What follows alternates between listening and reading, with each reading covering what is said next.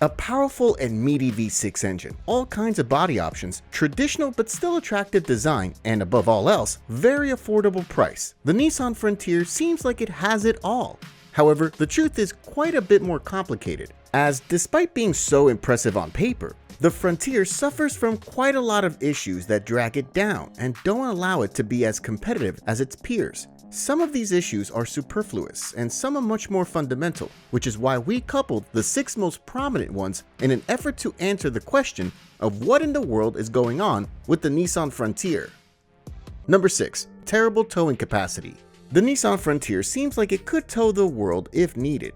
It's a body-on-frame pickup truck with a 3.8-liter V6 engine and quite a bit of torque, 281 pound-feet to be exact. Now, sure, this isn't as good as some other engines that utilizes 1 or 2 turbochargers. However, it should have still been more than enough to tow a good amount of weight, especially if you take into consideration that a lowly 2.3-liter EcoBoost with 310 pound-feet could tow up to 7,500 pounds. Well, unfortunately for the Frontier, Nissan somehow managed to completely bite the dust when it comes down to towing capacity. The Nissan Frontier, albeit a proper leaf spring, body-on-frame pickup truck, could tow no more than 6,720 pounds. This was abysmal, as it was beaten out by every other pickup truck in its segment, including the Tacoma with its own 6,800 pounds of maximum towing capacity. The only pickup truck that could tow less was the Honda Ridgeline, which is to be expected as it's a unibody truck that's derived from the previous generation Honda Pilot, so it basically doesn't even count. Thankfully though, Nissan had come to their senses, and the refreshed Frontier that was revealed this year now has a towing capacity of over 7,200 pounds. Sure, not something to write home about, as it still lags behind its Ford, GM, and Stellantis competition, but it does beat out the Tacoma, which had its towing capacity reduced as of the 2024 model year to a measly 6,500 pounds. Number 5. Interior leaves a lot to be desired. There's something that Nissan needs to understand. Mid-sized pickup trucks are getting posh.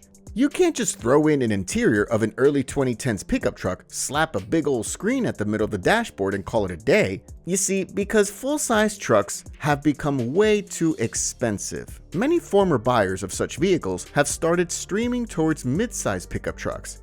As a result, Ford, GM, Toyota, and even Jeep is doing the best they can to make their mid-sized trucks' interiors as nice to look at and as nice feeling as possible.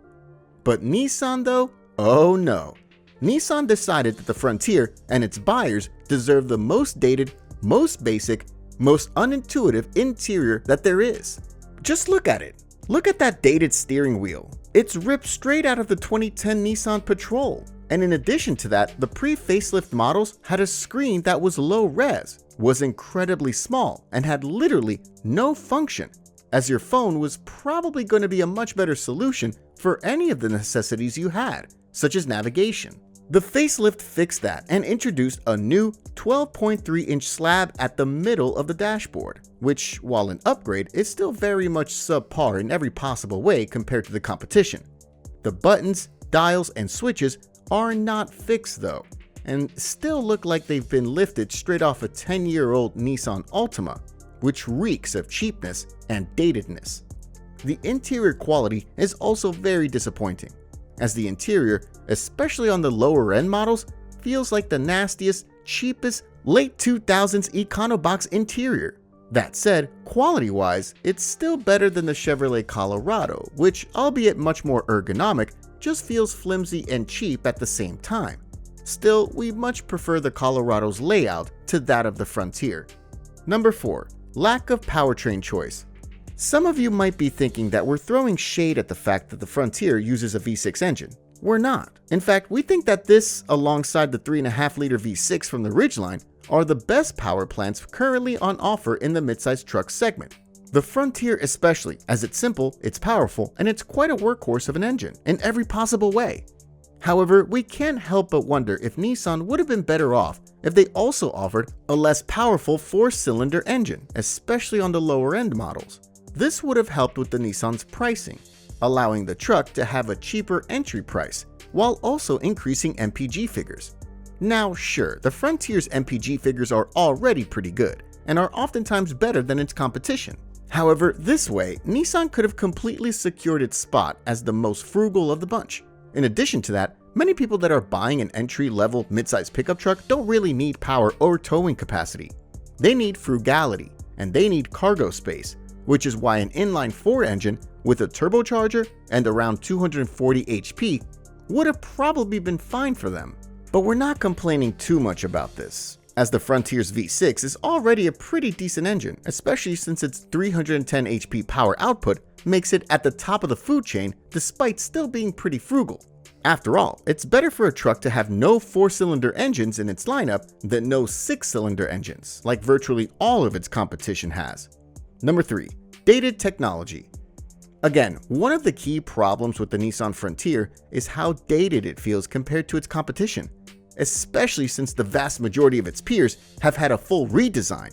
The interior has already been tackled, and there's not much to say in that regard other than the fact that you still cannot get a full digital driver's display.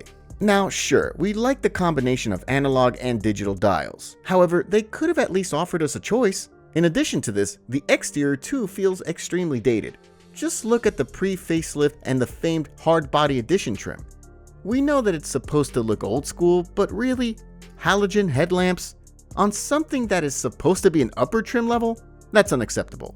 The design is also very dated, as it looks way too blocky and way too simple for modern standards. Now sure, we like the way the Frontier looks, however the problem is the fact that the majority of the population much prefers sleeker, beefier, and more modern designs, which is why we expect the Frontier's resale value to be hit a bit in this regard. This brings us to the next point. Number 2. Brand desirability is very low. Nissan isn't a particularly desirable brand, to put it lightly, and it is especially underwhelming in the pickup truck segment, where it enjoys literally no recognition by the community. In fact, the issue is so severe that the larger Nissan Titan and Nissan Titan HD have been discontinued altogether and have not been renewed for the 2024 model year.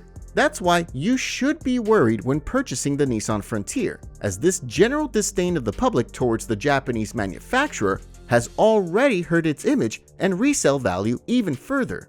The Nissan Frontier has already been one of the least desirable second-hand midsize pickup trucks, and with Nissan's shaky legs on the US market, especially when taking into consideration Infinity's anticipated failure and the aforementioned Titan discontinuation, buying a Frontier might not be a good choice if you intend on reselling it a few years down the line.